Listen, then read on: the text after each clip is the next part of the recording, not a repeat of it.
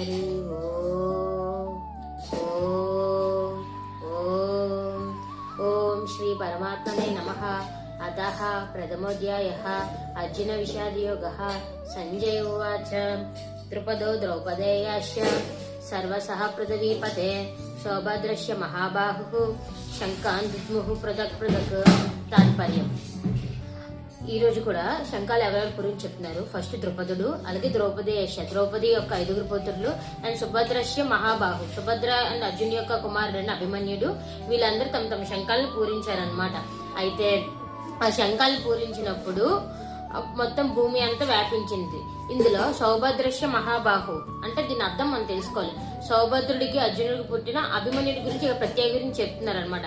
అభిమన్యుడు కడుపులో ఉన్నప్పుడే, తల్లి సౌభద్రి కడుపులో ఉన్నప్పుడే పద్మవ్యూహం గురించి వినేస్తారు అనమాట.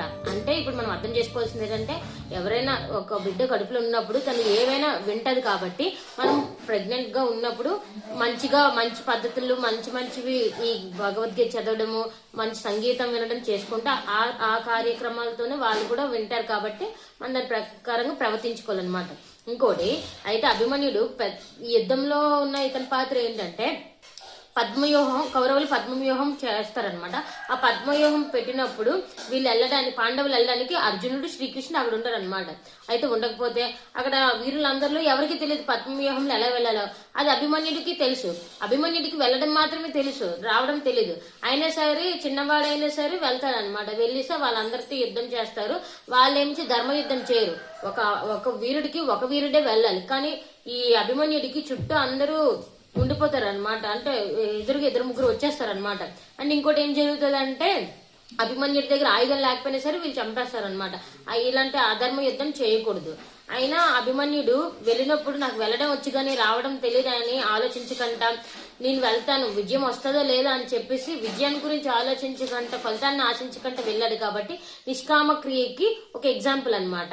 అది పైన మనం వెళ్ళే కొద్దీ భగవద్గీత శ్లోకాలు చేస్తాం. ఈ నిష్కామ క్రియ అంటే ఏంటి, నిష్కామకుడు ఎవరు అని అంటారని చెప్పి ఫలితాన్ని ఆశించకుండా చేసే క్రియల్ని నిష్కామ క్రియ అంటారనమాట. అయితే ఇది మనం తెలుసుకోవాల్సింది. ఇంకోటి అభిమన్యుడి దగ్గర మనం నేర్చుకోవాల్సినవి 2 విషయాలు ఉన్నాయి. ఒకటి, ఫలితాన్ని ఆశించకుండా ఏ పనినైనా చేయాలి.